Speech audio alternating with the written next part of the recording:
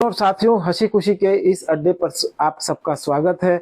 आइए इस गीता जयंती के शुभ अवसर पर श्रीमद् भगवत गीता के बारे में सुनी हुई कुछ अद्भुत बातें जो मैंने अपने जीवन में अनुभव की आपसे शेयर करता हूँ। श्रीमद् भगवत गीता जीवन का एक सिद्धांत है। यह ग्रंथ नहीं, यह राष्ट्रीय सिरमौर है। यह हमें जीवन जीने के स्वर्णिम सूत्र सिखाता है। गीता का हर श्लोक हर मानव के लिए है जो किसी भी धर्म से जुड़ा हो, किसी भी धर्म से मतलब रखता हो, क्योंकि यह वास्तविकता में हर मानव के लिए बताया गया है। जो मानव सफल जीवन जीने की इच्छा रखते हो उन्हें निरंतर गीता से जरूर जुड़े रहना चाहिए। गीता को हम जितनी बार सुनते हैं, देखते हैं, पढ़ते हैं, उतनी बार हमें नई नई बातें निकल कर हमारे जीवन में हमारे समक्ष आती हैं और उनसे हम सीख पाते हैं। हमारे जीवन के सभी उत्तर श्रीमद् भगवत गीता के माध्यम से हमें मिल जाते हैं।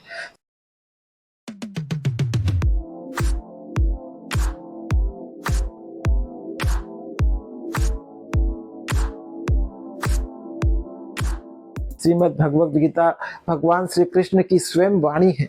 उनके द्वारा बताए गए कुछ दिव्य सूत्र हैं जिन्हें हम जीवन में खुश रहने के लिए जानना आवश्यक है।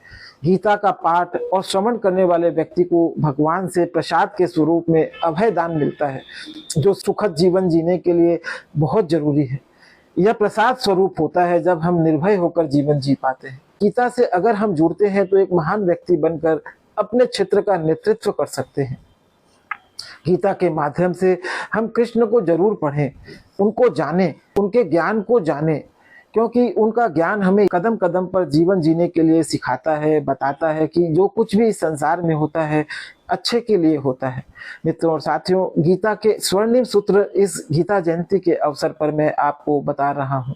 इस गीता के माध्यम से हम यह सीख सकते हैं कि हम कर्म जो भी करें बहुत अच्छा करें, चुन चुन कर करें। कर्मों के फल हमें निश्चित रूप से हमारे समक्ष घूम कर आते हैं। हमारे कर्म ही हमसे मिलने आते हैं। गीता के माध्यम से हम सीखें कि हमारे जीवन में जब भी कोई डर की स्थिति कायम हो, हम उससे भागे नहीं, उसका डट कर सामना करें और मन ही मन भगवान श्री कृष्ण का स्मरण करते रहें। हम निश्चित रूप से उस डर पर विजय प्राप्त करेंगे। हमारे जीवन में काम, क्रोध और लोभ यह नरक के द्वार होते हैं। इनसे हम हमेशा सावधान रहें। यह भी हमें गीता के माध्यम से सीखने को मिलता है। जैसा हम सोचते हैं वैसा ही हम बनते हैं और वैसा ही हमारा भविष्य बनता है। यह भी हम श्रीमद् भगवत गीता के माध्यम से सीखते हैं। इसे हमें जीवन में जरूर जानना चाहिए और सीखना चाहिए और गीता को जरूर निरंतर पढ़ते रहना चाहिए। हमारे ध्यान के बारे में भी हमें जीवन में सिखाया जाता है कि हम जो भी करें ध्यान से करें, हम जहाँ भी जाएं ध्यान से जाएं।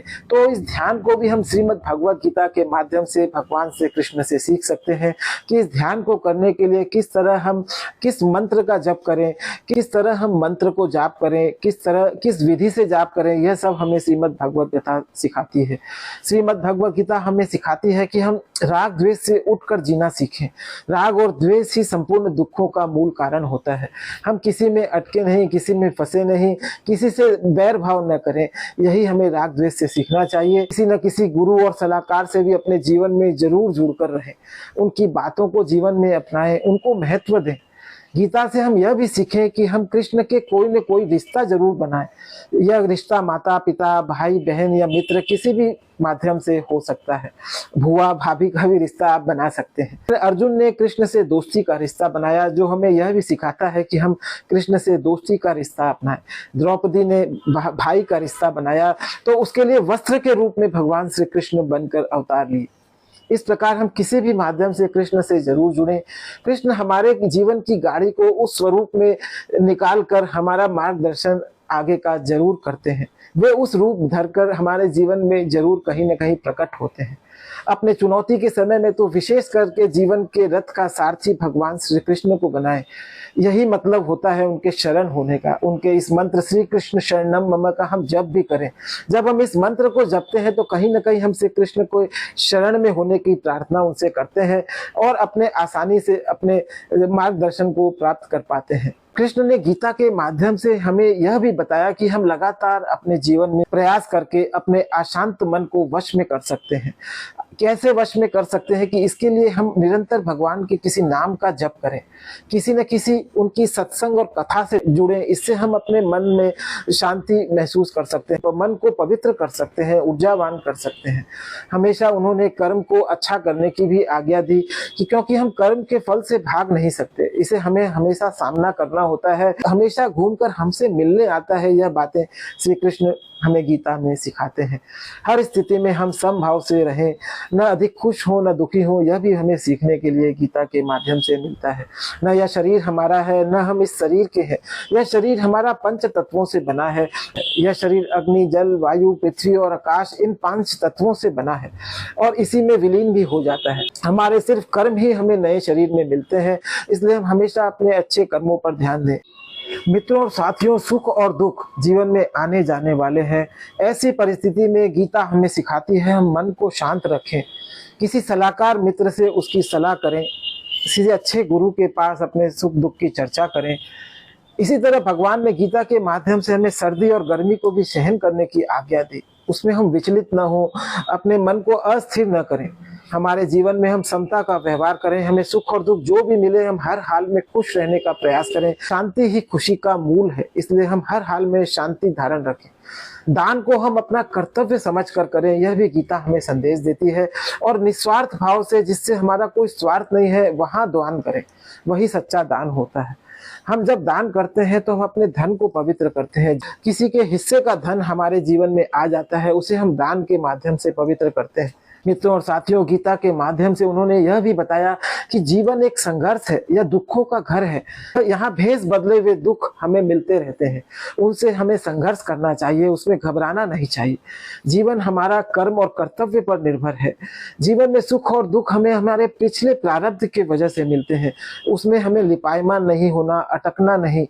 सफल और योगी जीवन जीने के लिए हम स्थिर जीवन, गतिशीलता कायम रखें। अपने शरीर को निरंतर विश्राम दें। शरीर को विश्राम देने के लिए आप किसी कृष्ण भक्त या सत्संग या कथा के माध्यम से निरंतर जुड़े हुए हैं, उससे आपके मन को शांति मिलती है। ज्ञान के द्वारा हमें शांति मिलती है। हमें खुशी भरी जिंदगी को कैसे जीना है, यह हमें गीता सिखाती है। कर्म का फल हमें जीवन में कैसे बार बार लौट कर मिलता है, यह हमें गीता सिखाती है। इसलिए हम अच्छे कर्म और अच्छे विचारों के बीज निरंतर बोएं।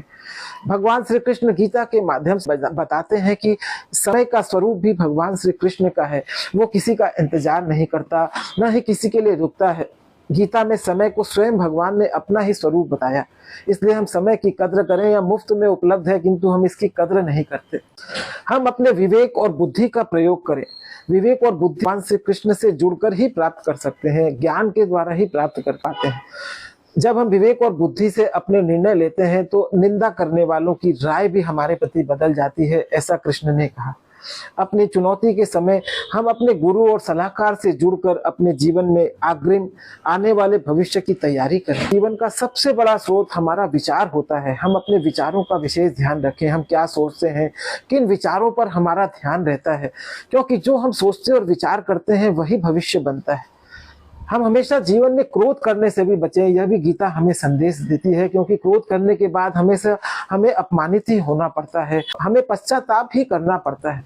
क्रोध हमारे मूर्खता का सूत्र बनता है, इसलिए हम क्रोध करने से हमेशा बचें। हम सेवा जरूर करें। निस्वार्थ भाव से सेवा करने से हमारा शरीर पवित्र होता है, हमारा मन पवित्र होता है, हमारा धन पवित्र होता है। इस तरह की बातें हमें श्रीमद् भगवद गीता के माध्यम से सीखने को मिलती है।